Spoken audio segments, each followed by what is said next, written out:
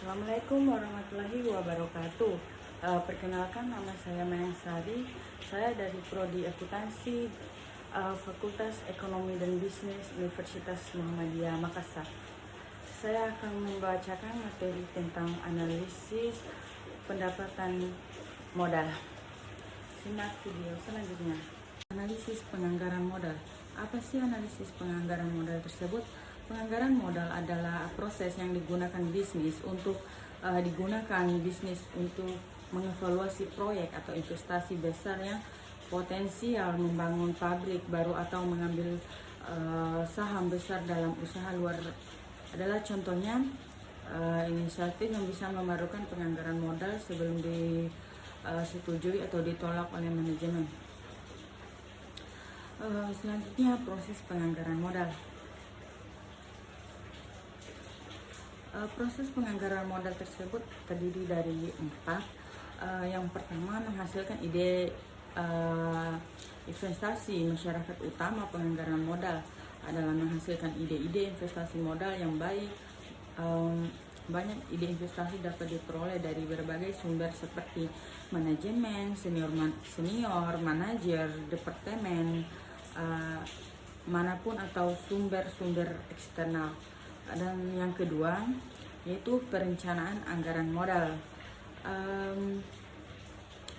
Suatu organisasi harus memprioritaskan proyek-proyek yang menguntungkan berdasarkan faktor-faktor seperti waktu, arus kas proyek, sumber daya perusahaan yang tersedia, dan tujuan strategi menyeluruhnya.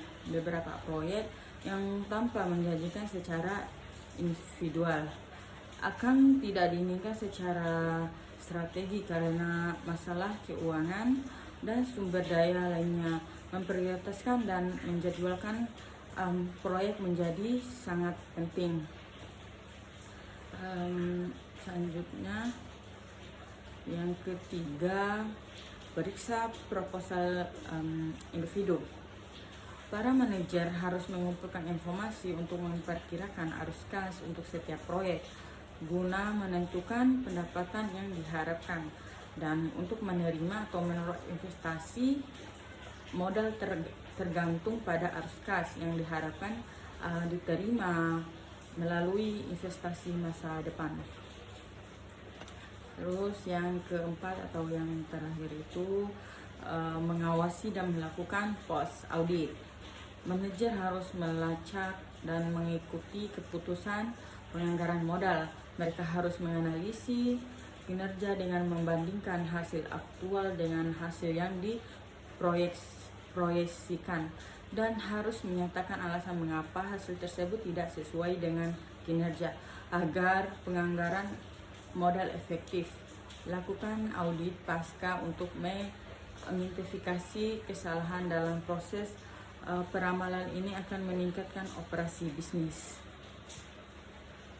Dan selanjutnya itu ada isi-isi dari analisis penganggaran modal. Yang pertama, metode accounting rate of return atau ARR. Dengan isinya, dengan metode ini pendapatan dari proposal investasi dapat ditentukan dengan membagikan pendapatan rata-rata setelah pajak dengan investasi rata-rata. Ini membentuk nilai-nilai buku rata-rata setelah penyelesaian. Oleh karena itu, IRR dapat dihitung menggunakan rumusnya seperti contohnya, IRR sama dengan rata-rata pendapatan bersih setelah pajak dibagi rata-rata investasi dan dikali 100, di mana pendapatan rata-rata setelah pajak sama dengan total pendapatan setelah pajak dibagi total jumlah tahun rata-rata investasi sama dengan total investasi dibagi 2. Cara menghitung accounting rate of return. Yang langkah pertama itu hitung keuntungan bersih rata-rata. Caranya, tentukan terlebih dahulu keuntungan bersih yang diharapkan dan investasi atau proyek selama masa pakainya. Keuntungan bersih ini adalah selisih antara pendapatan kotor atau revenue dan biaya operasional atau expense, serta dapat dikurangi dengan biaya penyusutan, depreciation atau biaya bunga atau interest expense jika diperlukan. Dan langkah keduanya itu hitung biaya investasi awal.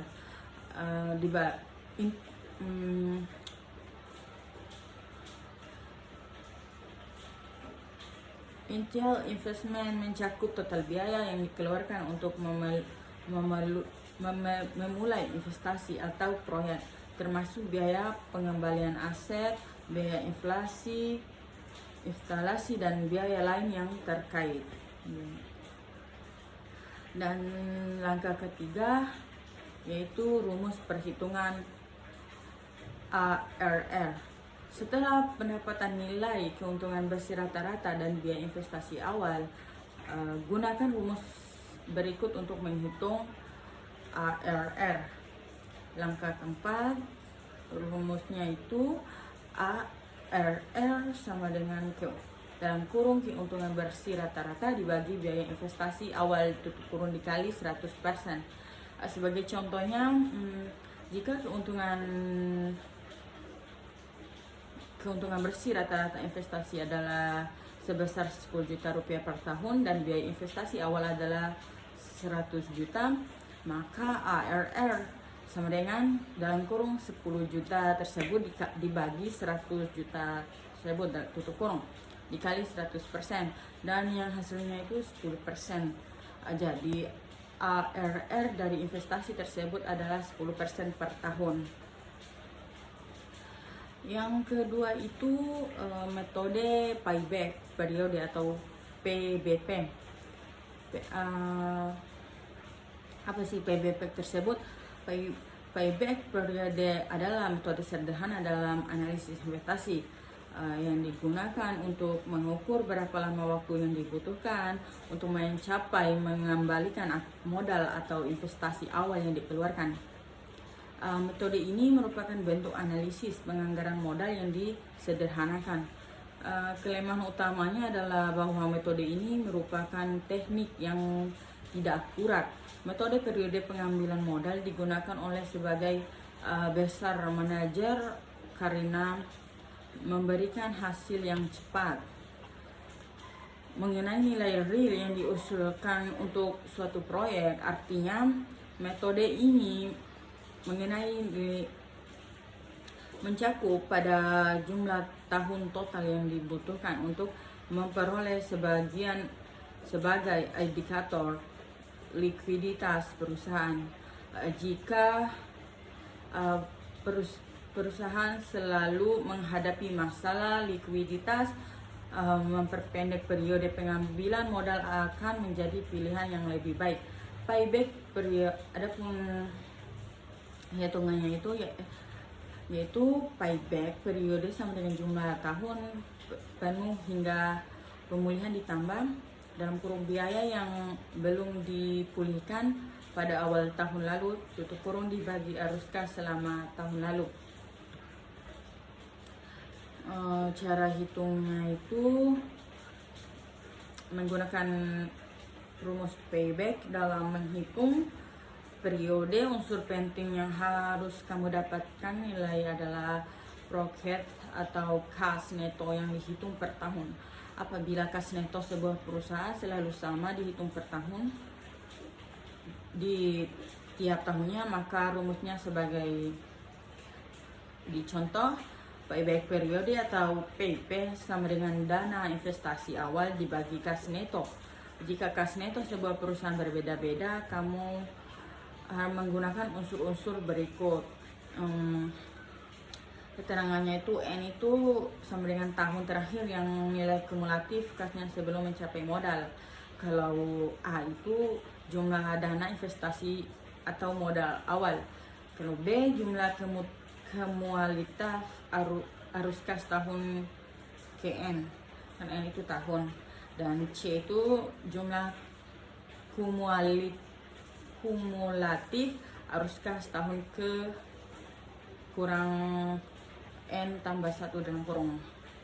Dan selanjutnya itu rumus payback periode dinyatakan sebagai di bawah, yaitu payback periode atau PP sama dengan N tambah dalam kurung A kurang B dibagi dalam kurung C kurang B.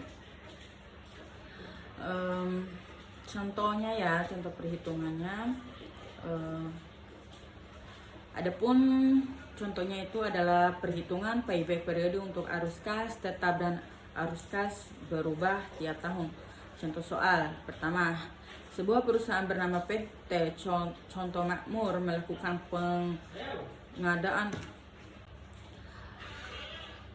pengadaan alat produksi seharga 300 juta dan menggunakan alat tersebut. Keuntungan bersih yang didapatkan oleh perusahaan adalah 50 juta per tahun.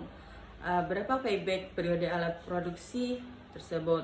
Jawabannya, dana investasi awal sama dengan 300 juta, kas neto sama dengan 50 juta, dan payback periode atau PP dana investasi awal dibagi kas neto. Jadi 300 juta rupiah dibagi 50 juta rupiah dan hasilnya 6 tahun.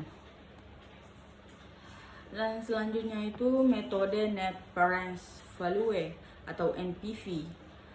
Net Present Value atau NPV adalah metode yang digunakan dalam analisis investasi untuk menentukan nilai sekarang dari arus kas masa depan yang dihadapkan dari suatu proyek atau investasi. NPV menghitung selisih antara nilai sekarang dari arus kas masuk dan keluar yang diharapkan dari investasi tersebut dengan biaya awal investasi.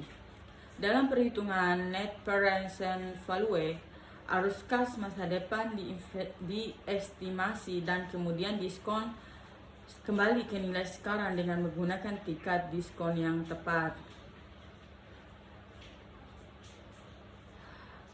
Cara mengukur keberhasilan investasi itu dengan cara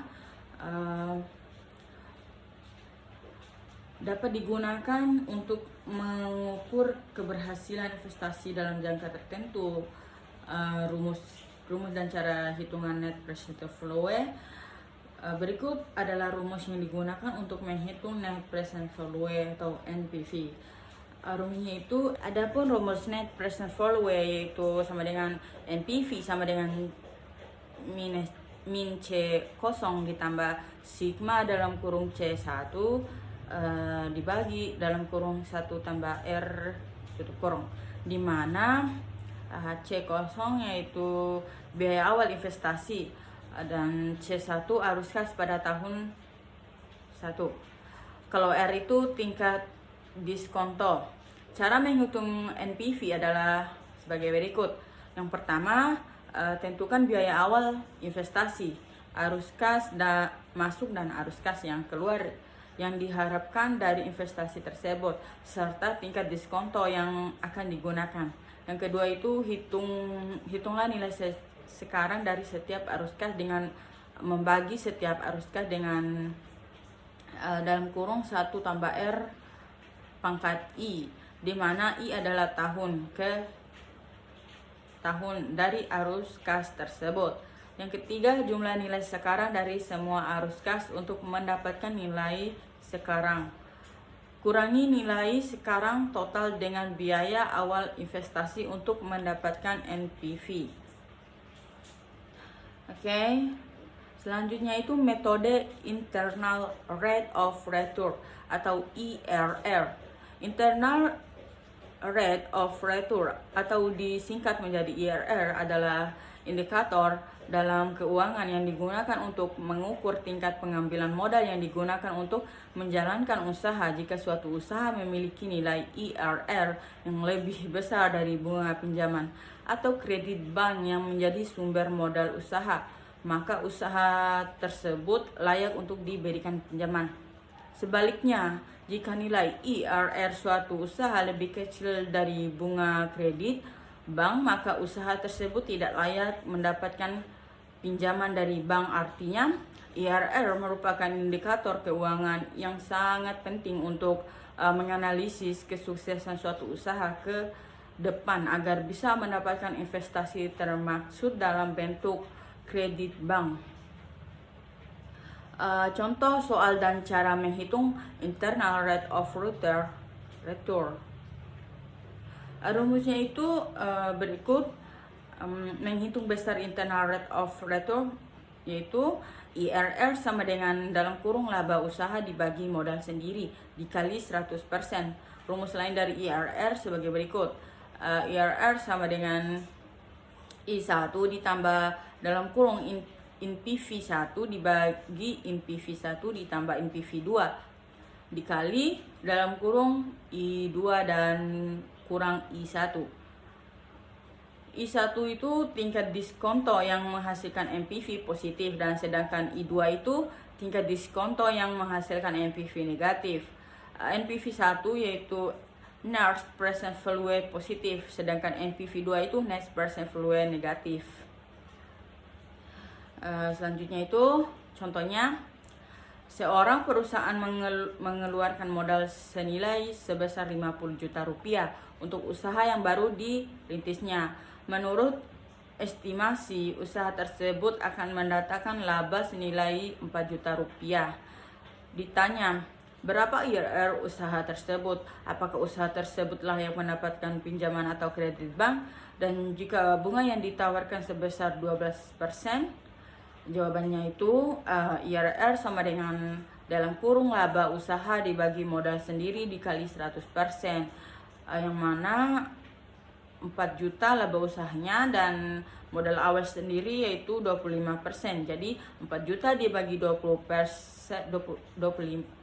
juta dibagi 25 juta dikali 100% dan maka hasilnya itu 16% per tahun. Jadi usaha dengan modal sebesar 25 juta rupiah itu dapat mendorong usaha untuk menghasilkan laba sebesar 16% per tahun. Artinya IRR usaha tersebut yang sebesar 16% lebih tinggi daripada bunga kredit bank sebesar 12% per tahun, sehingga usaha tersebut layak diberikan kredit. Dan selanjutnya itu metode Profitability Index atau PI. Apa sih itu profitabilitas index atau yang sering disebut sebagai Fluid Investment Ratio atau VIR atau Profit Investment Ratio atau PIR adalah metode analisis keuangan untuk menilai potensi keuangan investasi dengan membandingkan present value arus kas masa depan dengan investasi awal. PI ini menggambarkan indeks yang mewakili hubungan antara biaya dan manfaat dari proyek yang diusulkan. Profitability Index dihitung sebagai rasio antara present value dari arus kas masa depan yang diharapkan dan jumlah awal yang diinvestasikan dalam proyek. PI yang lebih tinggi berarti suatu proyek akan dianggap lebih menarik. Mungkin selanjutnya itu studi kasus. Saya ambil studi kasus tentang laundry. Datanya itu data keuangan yang dimiliki oleh laundry Sashi hanya berupa pencatatan keuangan sederhana dan tidak memiliki laporan keuangan lengkap, sehingga penulisan mengelola data keuangan dan merangkumnya sebagai berikut. Yang pertama, modal awal yang dimiliki oleh Ibu Juli Mukmi untuk membeli seluruh peralatan dan perlengkapan usaha sebesar 12 juta rupiah. Modal ini merupakan modal pribadi. Yang kedua, pendapatan yang diperoleh sekitar 6 juta per bulan. Maka laundry Sashi dapat memperoleh sekitar 72 juta per tahun. Biaya gaji karyawan sebesar 1.200.000 per bulan dengan jumlah karyawan sebanyak 2 orang. Maka peluang untuk gaji karyawan sebesar 2.400.000 per bulan. biaya listrik sebesar 400 per bulan, dan biaya pembelian stok perlengkapan seperti parfum, plastik, dan sabun tersebut sebesar 600 per bulan. Adapun kebutuhan dana awal ada di tabel.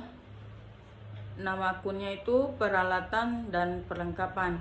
Peralatan biayanya sebesar 10 juta rupiah dan perlengkapan sebesar 2 juta, jadi totalnya itu 12 juta rupiah.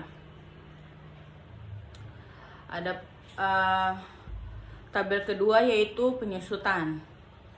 Nama akunnya itu yang pertama bangunan dan yang kedua peralatan. Peralatannya itu yang berisi seperti mesin cuci, setrika, mesin air, timbangan, keranjang, gantungan baju, dan jemuran pakaian.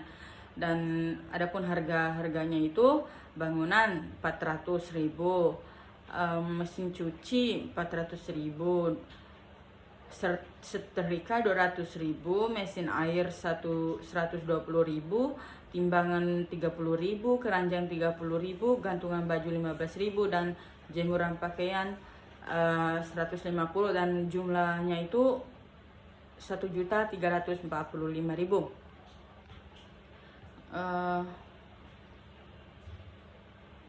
Tabel yang ketiga itu tentang laba rugi. Laundry Sashi, laporan laba ruginya itu untuk periode per 31 Desember 2022.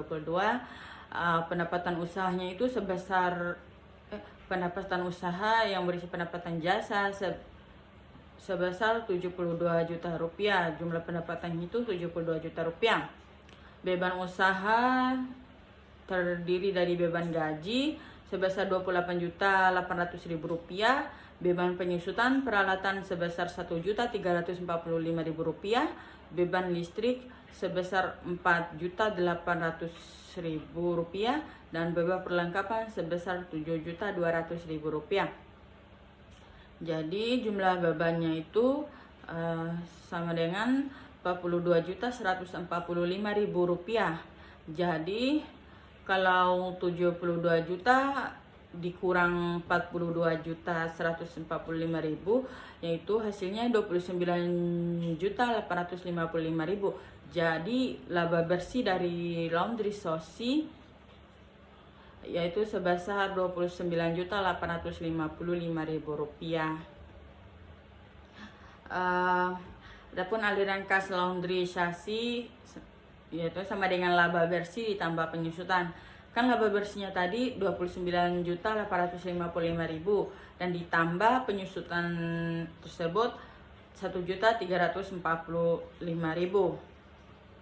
Jadi jumlahnya itu 31.205.000. Perhitungan net percent value atau NPV yaitu NPV sama dengan arus kas. Arus kas itu 1 tambah I pangkat T dikurang investasi awal, yaitu NPV sama dengan 31.200.000 dibagi dalam kurung 1 tambah 0,10 T. Kenapa bisa 0,10 T? Karena 10% dan dikurang 12 juta rupiah modal awalnya. Jadi NPV sama dengan 31.200.000 rupiah dibagi 1 ditambah 0,10 pangkat 1 dikurang 12 juta rupiah. Jadi NPV sama dengan 31.200 dibagi 1,10 dikurang 12 juta rupiah. Jadi hasilnya itu 31.200.000 rupiah dibagi 1,10 itu hasilnya 28.360.636 rupiah dikurang 12 juta rupiah. Jadi NPV-nya itu sebesar 16.363.636 rupiah. Berdasarkan kriteria NPV maka diperoleh analisis investasi sebesar 16.360.636 rupiah. Dari hasil tersebut, maka investasi tersebut layak dilaksanakan karena NPV bernilai positif. Yang kedua itu perhitungan average rate or root atau ARR, laba bersih setelah pajak. ARR sama dengan laba bersih setelah pajak dibagi investasi rata-rata dikali 100%. ARR sama dengan Rp29.855.000 dibagi Rp12 juta dikali 100%. Dan hasilnya itu ARR sama dengan 248,79%.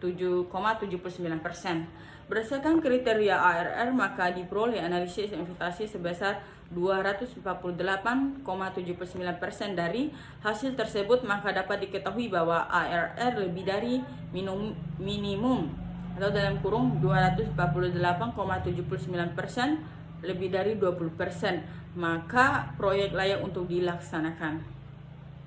Yang ketiga itu perhitungan payback periode atau PP sama dengan nilai investasi dibagi kas masuk bersih dikali 12%. PP itu sama dengan Rp12 juta dibagi Rp31.200.000 dikali 12. PP sama dengan 4,6 bulan sama dengan 4 bulan 18 hari. Berdasarkan kriteria PP, maka diperoleh hasil analisis investasi akan dikembalikan pada waktu 4,6 bulan. Dari hasil tersebut dapat diketahui bahwa modal investasi awal sangat cepat kembali dan lebih kecil dibandingkan dengan umur ekonominya. Itu sama dengan 4,6 bulan kurang dari 1 tahun. Jadi yang keempat perhitungan periode PI. PI sama dengan PV aliran kas per investasi awal.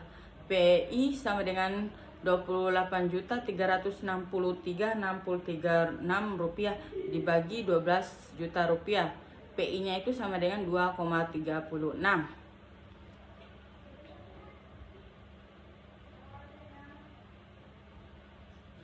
Terus berdasarkan kriteria PI diperoleh analisis investasi sebesar 2,36, berarti lebih dari 1 dari HI perhitungan tersebut, maka dapat dilihat bahwa investasi pada UMKM layak untuk dilakukan karena memenuhi kriteria. Selanjutnya itu Prikma Laundry. Data keuntungan Prikma Laundry hampir sama dengan laundrysasi, yaitu pencatatan yang sederhana dan tidak memiliki laporan keuangan lengkap, dan sehingga pencatatan pengelolaan data keuangan yang diberikan dan pengukurannya sebagai berikut. Pertama itu modal awal yang digunakan untuk membuka Prikma Laundry sebesar Rp13 juta dengan modal pribadi Bu Ika. Yang kedua itu pendapatan rata-rata yang diperoleh Prikma Laundry selama sebulan sekitar Rp9 juta, maka pendapatan yang diperoleh selama setahun sekitar Rp108 juta. Yang ketiga itu biaya listrik yang dikeluarkan selama sebulan sekitar Rp200.000. Yang keempat itu biaya pembelian gas sebesar Rp300.000 per bulan. Yang kelima itu pembiayaan pembelian dan stok perlengkapan parfum, sabun dan plastik laundry sebesar Rp600.000 per tahun. Biaya gaji karyawan sebesar Rp1.800.000 per bulan. Kebutuhan dan awal tabel kebutuhan dana awal itu ada 3. Yang pertama peralatan sebesar Rp8 juta dan perlengkapan sebesar Rp3 juta. Peralatan itu sebesar Rp8 juta, perlengkapan sebesar Rp2 juta, perlengkapan bangunan sebesar Rp3 juta dan jumlahnya itu Rp13 juta. Tabel yang kedua itu penyusutan. Nama akunnya itu bangunan itu sebesar Rp300.000. Peralatannya itu berisi mesin cucinya itu sebesar Rp300.000. Ada setrika Rp300.000, mesin air Rp150.000, timbangan Rp30.000, keranjang Rp30.000, gantungan baju Rp30.000, dan jemuran pakaian Rp50.000. Dari jumlahnya itu Rp1.190.000. Adapun tabela beruginya Prikma Laundry itu laporan beruginya itu pendapatan usaha, pendapatan jasanya itu sebesar Rp108 juta. Jumlah pendapatan itu Rp108 juta.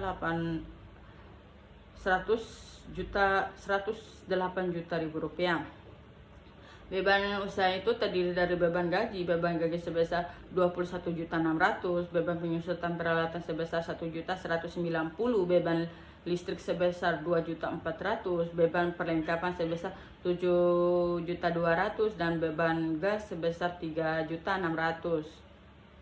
Dari jumlah beban usaha itu sebesar Rp35.990.000 dikurang Rp108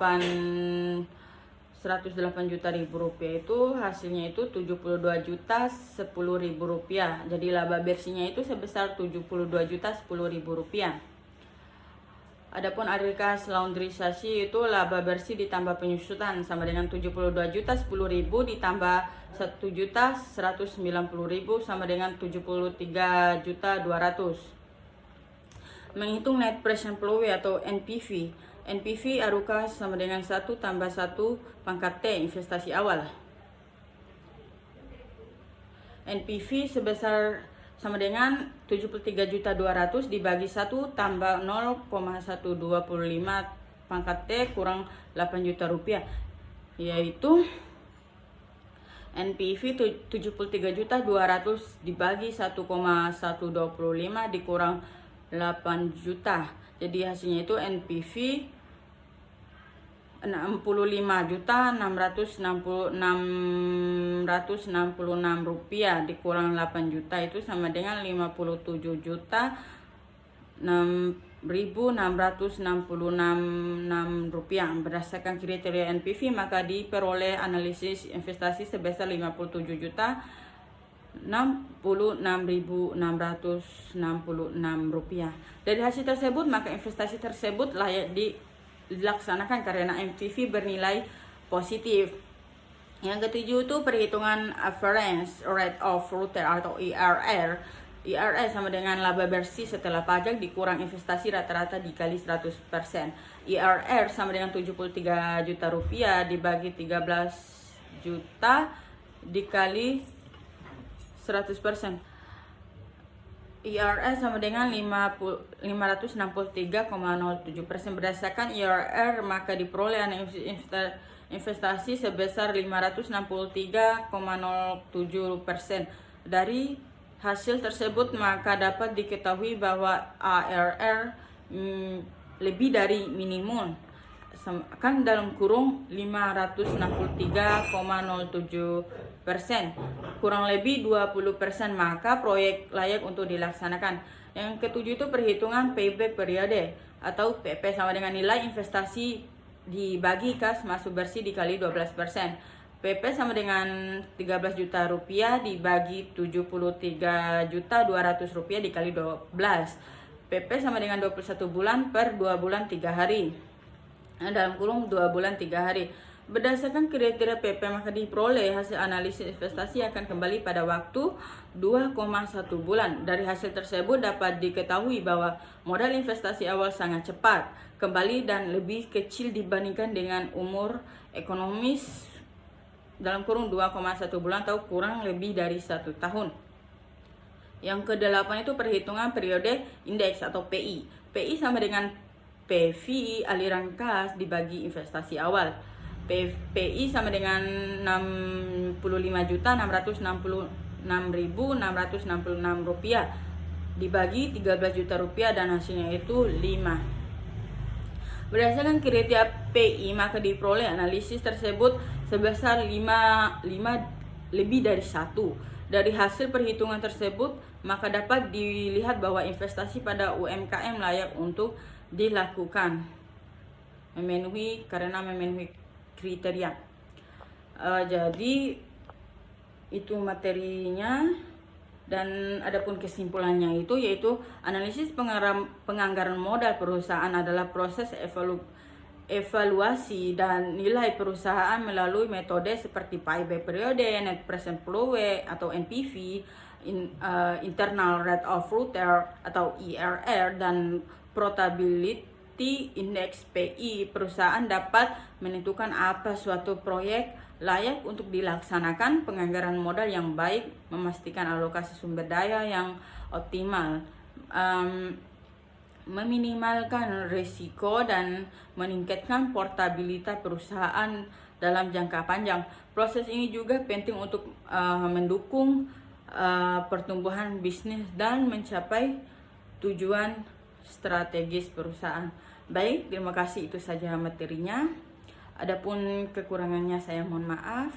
Billahi fisabilillah, fastabiqul khairat. Wassalamualaikum warahmatullahi wabarakatuh. Dadah.